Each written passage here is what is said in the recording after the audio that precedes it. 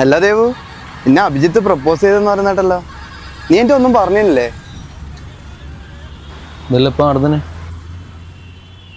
എല്ലാ ഏട്ടനും അനിയത്തിയായിട്ട് നിങ്ങളൊന്നും ഷെയർ ചെയ്യില്ല അപ്പൊ?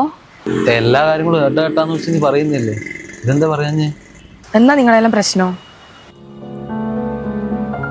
ദേവു, മേത്തോട്ടുള്ള കളിയൊന്നും വേണ്ട. നിനക്ക് ഓനോട് ഇഷ്ടമുണ്ടാ? ഏട്ടനെ പഠിച്ചിട്ട് പറയാണ്ടിരിക്കുന്ന അല്ലെങ്കിൽ നീ എന്തിനാണ് ഇയാളെല്ലാം പഠിക്കുന്നത്? എടാ, കാര്യം അറിയാണ്ട് ചിലക്കാൻ നിൽക്കരുത്. ചായ കുടിക്കാൻ വന്നാൽ കുടിച്ചിട്ട് പോയിക്കോളാം. അതിന് നിങ്ങൾക്കെന്നറിയാ, എല്ലാത്തിനും ഒരു പരിധിയുണ്ട്. പെങ്ങളങ്ങ് തേങ്ങയാന്ന് പറഞ്ഞിട്ട് കുറെ കഴിഞ്ഞാൽ ടോർച്ചറിന് സഹിക്കുന്നു. അന്റെ എല്ലാ കാര്യത്തിലും നിങ്ങൾ എന്തിനാ ഇടപെടുന്നത്? ഞാൻ ലൈഫിൽ സ്വന്തമായിട്ട് ഒരു തീരുമാനം എടുക്കട്ടെ, അന്നെ ഒന്ന് വെറുതെ വിടുവാ.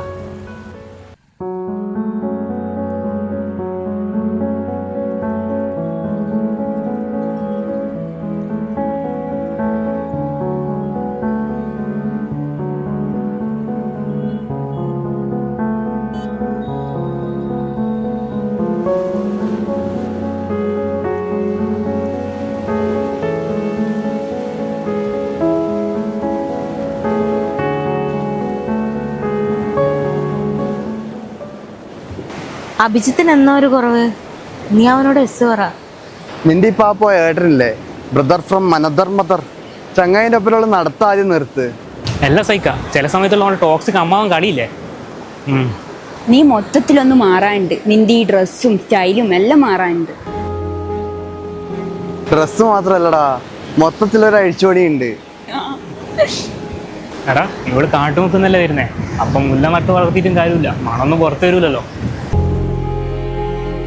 അല്ലേ ദേവു? ഓ, അല്ലെങ്കിൽ നമുക്കൊന്നും തൊടാൻ പറ്റൂലല്ലോ, എൻ്റെ ഏട്ടന് മാത്രമേ തൊടാൻ പറ്റൂ. ദേവു, നീ ഇങ്ങ് വന്നാ എനിക്കൊരു കാര്യം പറയാനുണ്ട്. നീ തൽക്കാലമായിട്ടൊന്ന് പൊക്കോ, അതാണ് എനിക്ക് നല്ലത്. ഇവിടെ നിന്ന് എനിക്ക് കളിയാക്കലും ബോഡി ഷേമിങ് അല്ലാണ്ട് വേറെ ഒന്നും കിട്ടാനില്ല.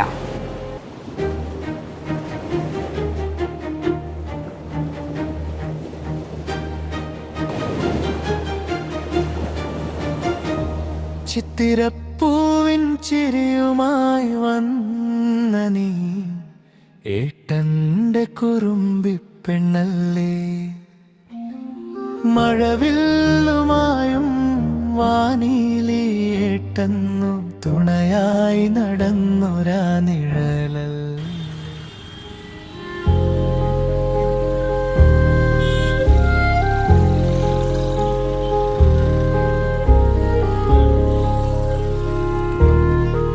ഏട്ടന് ഇവിടെ തന്നെ ഉണ്ടല്ലേ?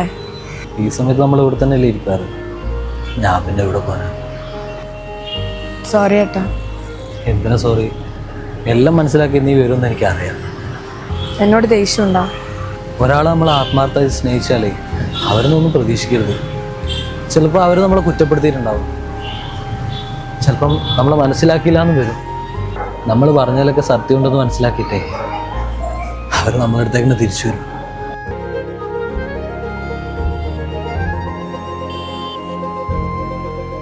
എന്തൊക്കെ സംഭവിച്ചാലും നീ എനിക്ക് എൻ്റെ പെങ്ങൾ തന്നെയല്ലേടി. ചിത്തിരപ്പൂവിൻ ചിരിയുമായി വന്ന നീ ഏട്ടന്റെ കുറുമ്പി പെണ്ണല്ലേ.